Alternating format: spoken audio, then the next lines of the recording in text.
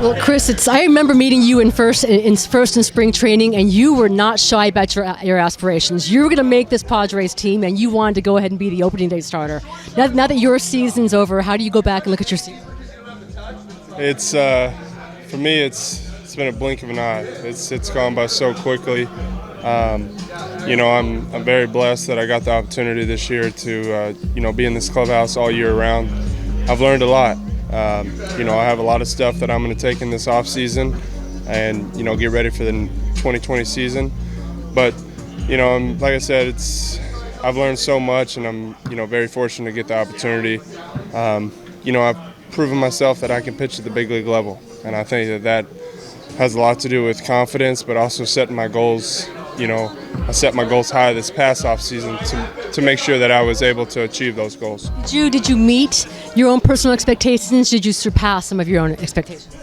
There was a few that I reached pretty spot on, and then there was a few that I overcame those goals, and I set that's what this offseason I'm going to reflect on what I did well this year, some things I need to work on, and set new goals for the 2020 season. Was there a specific moment, a strikeout, a game where you're like, you know what, I belong at this level and I can dominate? I think for me it was just those first 4 starts. I was really feeling myself. I learned a lot. Mostly learned a lot on starts that I didn't pitch well.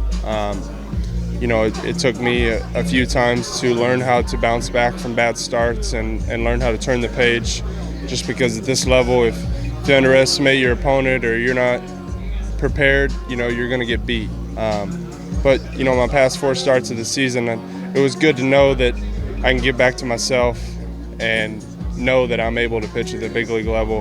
And that's what a lot of the guys, shook my hand and told me, what's really cool to see is, that roller coaster in the middle of the season where I was having a few bad starts back to back and learning how to pitch, and then being able to finish the year strong.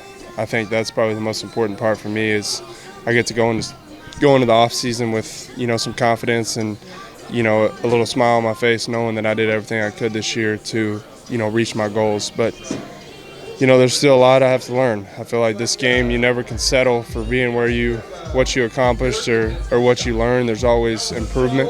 All these older guys that we have, Craig Stammen, Kirby, Kinsler, Haas, it's really cool to look across the locker room and see those guys and being able to pull them aside and pick their brain about baseball, about life. I feel like that was pretty cool for me is knowing that they're comfortable talking to me about everything.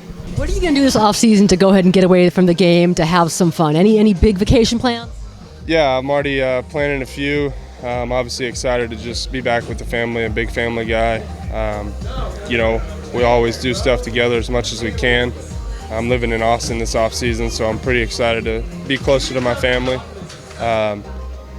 But as hobbies go, I'll probably, play some golf a little bit. My happy place is going to our ranch in West Texas and, going hunting for white-tailed deer, fishing, anything outdoors, activities to keep me active so I'm not bored.